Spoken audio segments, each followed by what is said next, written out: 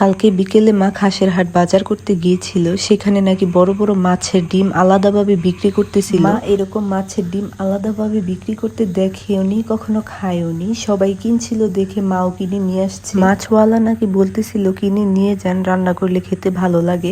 প্রথম দেখে অল্প করে কিনে নিয়ে আসছে, যদি রান্না করার পর খেতে ভালো না লাগে 100 টাকা কেজি করে বিক্রি করতেছিল। 1 কেজির মতো কিনে এনেছে। কিনে আনার পরেই ভালো মতো বেছে পরিষ্কার করে কয়েকবার ধুয়ে ফ্রিজে রেখে দিয়েছিল। আজকে রান্না করবে, ফ্রিজ থেকে নামিয়েও কয়েকবার ধুয়ে নিয়েছে। পেঁয়াজ দিয়ে ভুনা করবে, তাই বেশি করে পেঁয়াজ কেটে নিয়েছিল। তারপর চুলার মধ্যে কড়াই বসিয়ে তেল দিয়ে পেঁয়াজগুলো দিয়ে ভেজে নিচ্ছে। পেঁয়াজ ভেজে নেওয়ার পর আদা রসুন বাটা দিয়ে দিল, হলুদের গুঁড়া লবণ দিয়ে ভালো মতো মিশিয়ে তারপর মরিচের গুঁড়া দিয়ে দিল। এখন অল্প একটু পানি দিয়ে মশলাগুলোকে ভালো মতো কষিয়ে নিবে। আমি আবার গাছ থেকে কয়েকটা কাঁচামরিচ পেরে নিচ্ছি, তরকারিতে দিবে। গাছের মধ্যে যতটা কাঁচামরিচ বাড়তি ছিল সবগুলোই পেরে নিয়েছি। এসে দেখে মশলাগুলো কষিয়ে টমেটো দিয়ে দিয়েছিল। এখন মাছের ডিমগুলো সব দিয়ে দিচ্ছে। মাছের ডিমগুলো সব দিয়ে নেড়েচেড়ে মশলার সাথে মিশিয়ে নিচ্ছে। এই পাশে আবার গরুর যাও বলক এসে পড়েছে। মাছের ডিমগুলো একটু কষিয়ে ঢেকে দিচ্ছে। এই তরকারিতে আলাদা করে আর কোনো পানি দেয়নি, এখান থেকেই পানি উঠেছে। এগুলো শুধু মাছের ডিম না, মাছের কলিজা তেল এগুলোর সাথে আছে। তেলগুলো গলে উপর দিয়ে বেশি উঠেছে, অনেকটা তেলই ছিল। গরুর মাংস রান্না করার সময় যেরকম তেল উঠে সেরকমই তেল উঠেছে। তরকারিতে লবণ কম হয়েছে, তাই আবার লবণ দিয়ে দিল। আর মাছের যে মশলা পাওয়া যায় আলাদা, সেই মশলাও দিয়ে দিল। তারপর ধনিয়া পাতা দিয়ে তরকারিগুলোকে নামিয়ে নিয়েছে। এখন ডাল রান্না করবে, মেখে টেকে তারপর প্রেসার কুকারে বসিয়ে দিবে। ডাল রান্না করার জন্য ডালগুলো ধুয়ে প্রেসার কুকারে দিয়ে টমেটো দিয়ে দিল।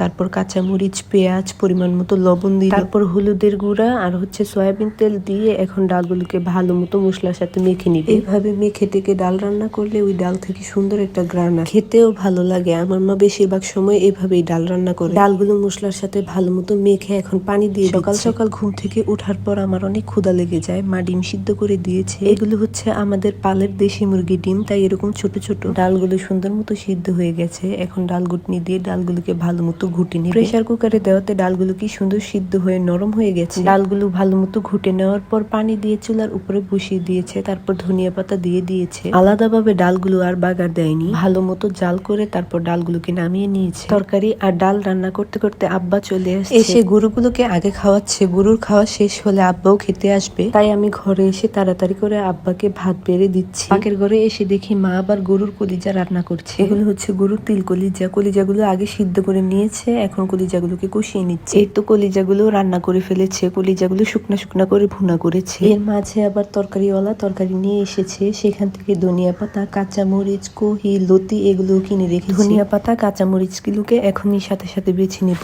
এই লতির আটিটা 50 টাকা দিয়ে কিনেছে। চিংড়ি মাছ দিয়ে রান্না করবে। চিংড়ি মাছ দিয়ে লতি ভাজি করলে কিন্তু খেতে ভালো লাগে। মা লতিগুলোকে আগে কুটে নিচ্ছে। আমাদের বাড়ির নিচ দিয়েও কচু গাছ লাগানো হয়েছে, সেগুলোতে এখনো লতি হয়নি। এই চিংড়ি মাছগুলো কালকে কিনে ফ্রিজে রেখে দিয়েছিল, আজকে লতি দিয়ে রান্না করবে, তাই ফ্রিজ থেকে বার করে চিংড়ি মাছগুলোকে কুটে নিচ্ছে। এই তো লতি দিয়েও চিংড়ি মাছ ভাজি করে ফেলেছে।